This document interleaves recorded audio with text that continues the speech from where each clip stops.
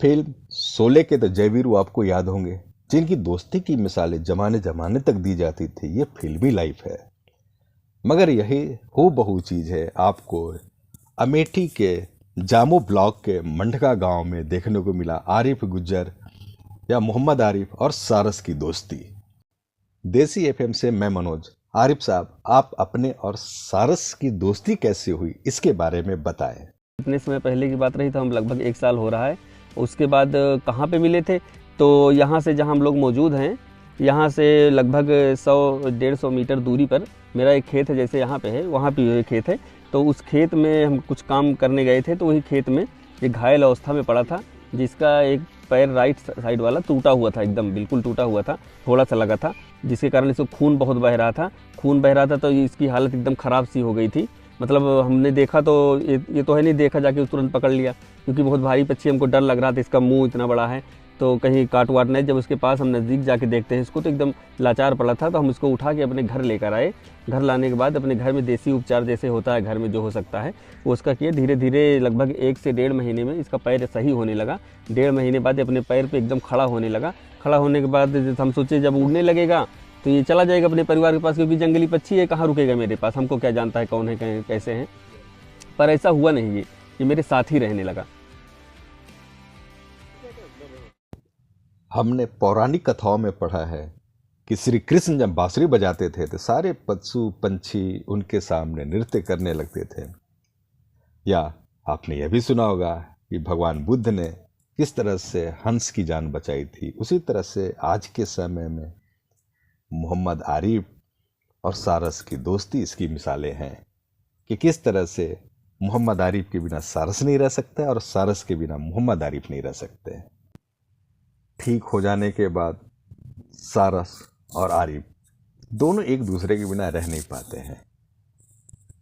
आरिफ कहीं भी जाएं, सारस हमेशा उनके पीछे पीछे साए की तरह लगा रहता है। अगर वो गाड़ी निकाल के निकल जाते हैं घूमने के लिए तो ये भी दौड़ जाता है, और कहीं चले जाते हैं आने के बाद दोनों एक दूसरे से बिछड़े हुए दोस्त की तरह गले मिलते हैं और खुशी मनाते हैं। तो यह है, देखिए किस तरह से खुशियां मना रहे हैं, और जैसे गाड़ी स्टार्ट करते हैं तो पीछे पीछे चल देता है। तो यह कहा जाता है निस्वार्थ प्रेम, जो कि पंछी और मनुष्य के बीच में आपको देखने को मिला। और देखिए किस तरह दोनों एक दूसरे के आमने सामने रहते हैं। यहाँ से घूमने के बाद घर में खाना खाने के लिए जाते हैं तो एक ही थाली में खाते हैं। सब्जी रोटी दाल चावल वही ये भी खाता है, और खाने की जहाँ तक बात रही है साथ में खाता है, मेरे प्लेट में खाता है। फैमिली वालों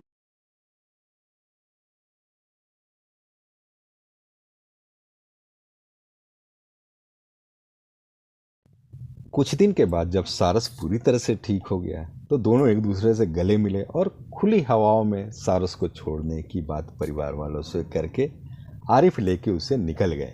साथ साथ तो वो गया, कुछ दूर जाने के बाद ओझल हो गया। आरिफ उदास मन से अपने घर पर लौटे कि एक दोस्त से मैं बिछड़ गया, मगर आश्चर्यचकित हो गए जब अपने सामने सारस को देखा। जहाँ दूसरे से बाइक मंगा के चले जाते हैं, चुपके से निकल जाते हैं। जब वापस आते हैं तो रात में जब वापस आए तो ये बहुत उछलता है, ऊपर दौड़ता है, उड़ने लगता है, फिर ज़मीन पे आता है। ऐसे ऐसे इसके रिएक्शन रहते हैं। तो इसको रोटी खिला देते हैं, उसके बाद खाना बनता है पूरा, दाल चावल सब्जी रोटी जो भी बना रहता है।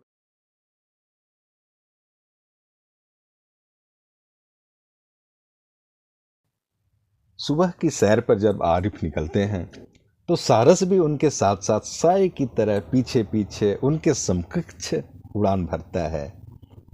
और अगर कोई सामने से ट्रक आ जाए तो फिर ऊंची उड़ान हो। देखिए कैसे अपनी उड़ान की तैयारी कर रहा है, देखिए अपने सामने।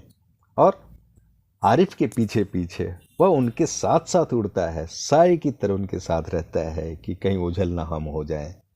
और बहुत दूर तक, तकरीबन 3-4 किलोमीटर तक ये सैर पर जाते हैं।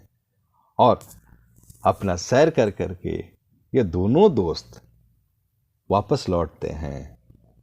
आरिफ गुज्जर सारस का दोस्त, या कहिए मोहम्मद आरिफ और सारस, ये दोनों एक दूसरे के पर्याय हैं अमेठी में।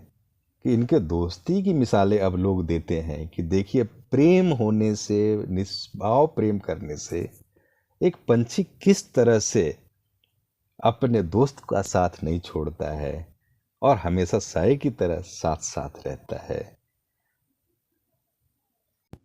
घर पर देखिए दोनों कैसे एक दूसरे के साथ मिलकर खेलते हैं। लगता है कि एक दोस्त दूसरे दोस्त से कितने दिनों के बाद मिला है और असीम आनंद ये लेते हैं। और इसके बाद देखिए कैसे रूठ के मुंह कर लिया। जब खाना दिया तो खाना खाना शुरू कर देता है सारस। और जैसे आरिफ बढ़ेंगे प्यार जताने के लिए तो वो ठिलाते हुए दूर हट जाता है कि चलो अभी हम इधर काम कर लेते हैं, तुम अपने काम कर लो।